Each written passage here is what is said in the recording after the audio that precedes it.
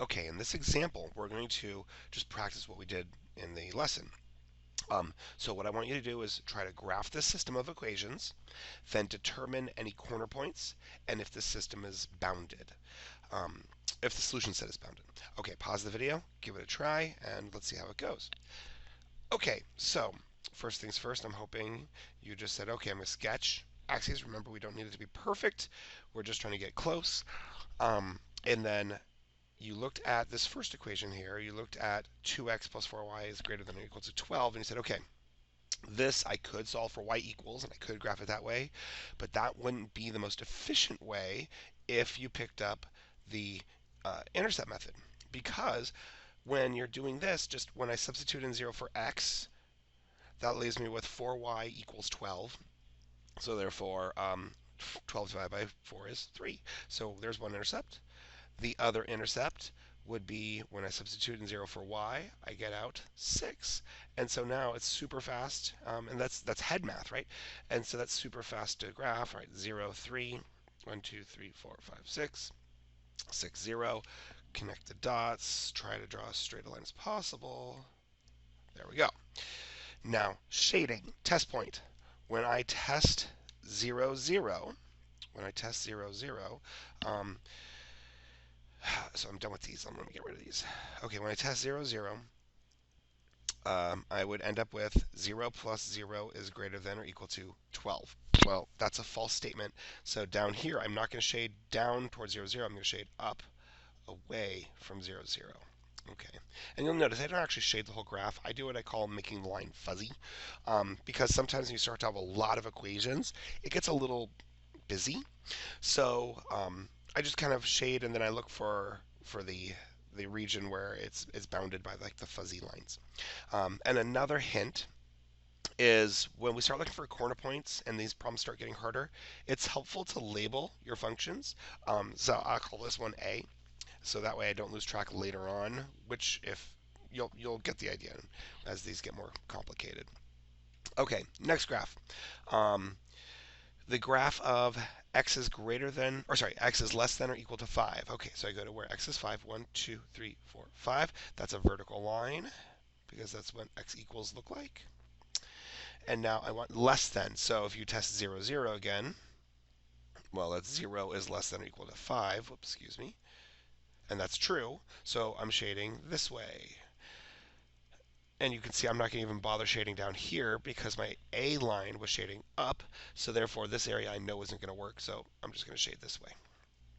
All right, and that's my equation B. Now let's go to equation C. Y is less than 3. All right, well, that's a horizontal line. So y, you go up to y equaling 3. You draw a horizontal line.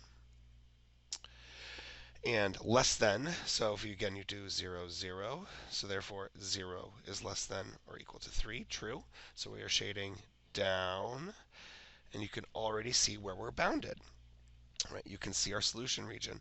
So we are going to be trapped in this triangle. Now, the question is there any more restrictions by the last two parts of our region here? So oh, excuse me, that's C.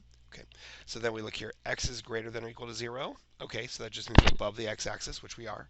And y is greater than or equal to 0, which again means, sorry, the x is greater than or equal to 0 means we're to the right of the y-axis, and the x being greater than or equal to 0 means we're above the x-axis. Whatever the case, we're fine. We're in this little region, so we're good to go. And these I tend to refer, as we get into word problems, as real world constraints, because if you are producing something or manufacturing something, a lot of times they won't explicitly tell you those constraints, but you're just supposed to know them. You're supposed to understand if X represented the number of cars being manufactured, well, I can't produce negative cars. That would be illogical. So anyway, so those kind of fit into this problem. Just logically, you could see that we're in quadrant 1, so therefore we know we are fine. Okay, so graph the system. Check. That part's done. Now, determine the corner points. Okay, here is where the labeling your graphs come into play. So you can see we have 3 corner points. I have one right here, I have one right here, I have one, whoops, one right here. So I'm going to call this like corner point lowercase a, lowercase b, and lowercase c. Okay? Um, Lowercase a. What makes lowercase a? What is creating this corner? Well, it's where a intersects c. So therefore, my system of equations that I'm now going to solve for corner point, for corner point um, a, I'm going to use 2x plus 4y equals 12, and c was just y equals 3. Well, so that's kind of easy. I already know y equals 3 for the system. And because of when I did originally, for a, I already know when I substitute in 0, I get out 3. So I already know the answer. It's 0, 3. But let's pretend we didn't remember. Well, so then, whoops. So then what we're going to do is say, I know my y value is 3 for the system, so I take that and substitute it in. And I'm going to get 2x plus 4 times 3 equals 12. So that gives me 2x plus 12 equals 12. Subtract the 12, so it gives me 2x equals 0, which means x equals 0. So now I have my corner point. It's 0, 3. So there's corner point A. Now let's go on to corner point B. I'll make a little place right here.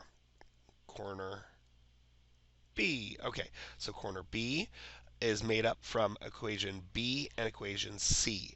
Well, equation B was just x equals 5. Equation C was y equals 3. So therefore, my ordered pair is 5, 3. Yay, okay. And now let's go grab corner C. Okay, corner C comes from equation A and equation, whoops, scroll down, equation A and equation B. So equation A was the 2x plus 4y equals 12. And equation B was x equals 5. So therefore, solving our system again, we say, okay, well, everywhere I have an x equaling 5, I'm going to sub that in. So now I'm left with 2 times 5 plus 4y equals 12. So that means 10 plus 4y equals 12. I don't like that 0. There we go. So I subtract the 10 across, which gives me 4y equals 2, which means y equals 1/2.